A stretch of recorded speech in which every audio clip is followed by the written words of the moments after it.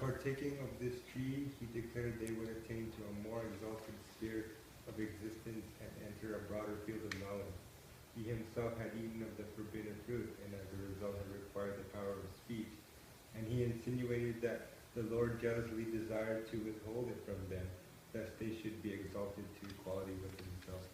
It was because of its wonderful properties imparting wisdom and power that he had prohibited them from tasting or even touching it. And tempters intimated that the tempter intimated that the divine warning was not to be actually fulfilled. It was designed to merely intimidate them. How could it be possible for them to die? Had they not eaten of the tree of life? God had been seeking to prevent them from reaching a nobler development and finding greater happiness. Next. I mean, do we read one of them? We don't want to. Well then, Sheila. Wait, where are you guys at? Such as the Page Anong paragraph yan? 54 pa. 54 Last pa. paragraph of page 54. Oh, last paragraph. Such Oh, yeah, such say it. has been- Such has been Satan's work from the days of Adam to the present, and he who has pursued it with great success.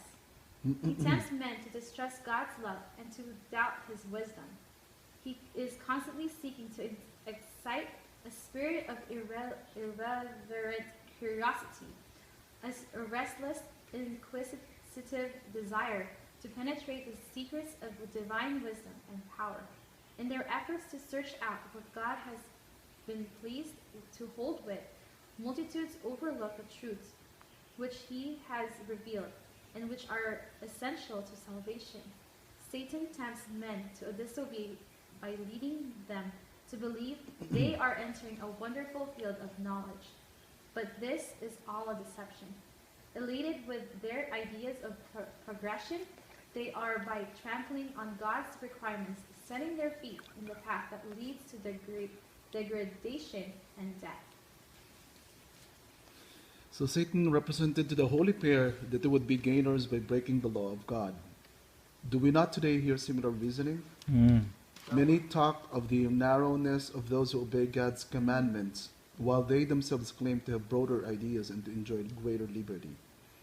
What is this but an echo of the voice from Eden? In the day ye eat thereof, transgress the divine requirement, you shall be as gods.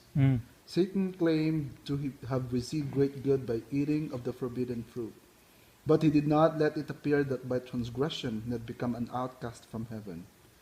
Though he has found sin to result in infinite loss, he concealed his own misery in order to draw others into the same position. So now the transgressor seeks to disguise his true character.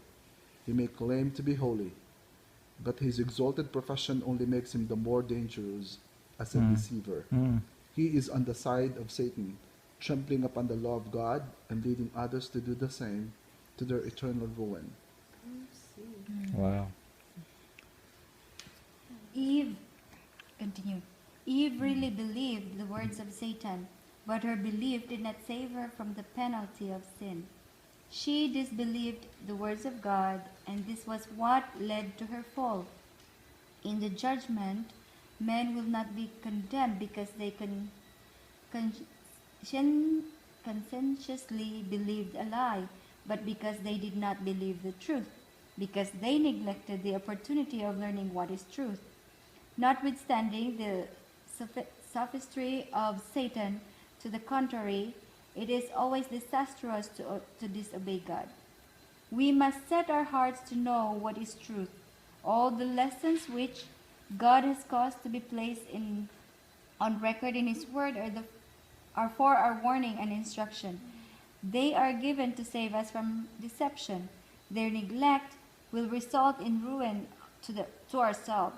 Whatever contradicts God's Word, we may be sure proceeds from Satan. Brother Walden. The serpent. plucked the fruit of the forbidden tree and placed it in the hands of the half-reluctant Eve. Then he reminded her of her own words that God had forbidden them to touch it, lest they die.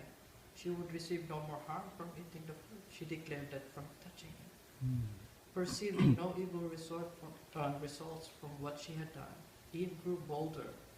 When she saw that the tree was good for food, and that it was pleasant to the eyes, and the tree to be desired to make one wise, she took of the fruit thereof and did eat.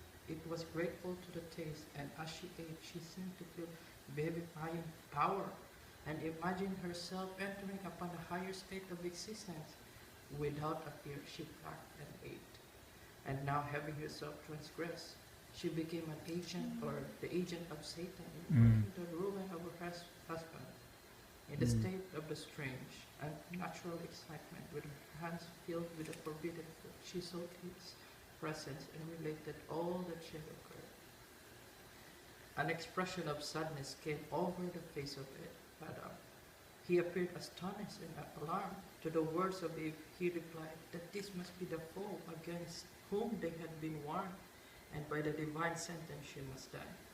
In answer, she urged him to eat, repeating the words of the serpent, that they should not surely die. She reasoned that this must be true, for she felt no evidence of God's displeasure, but on the contrary, realized a delicious, exhilarating influence, thrilling every faculty with new life, such she imagined as inspired heavenly messengers.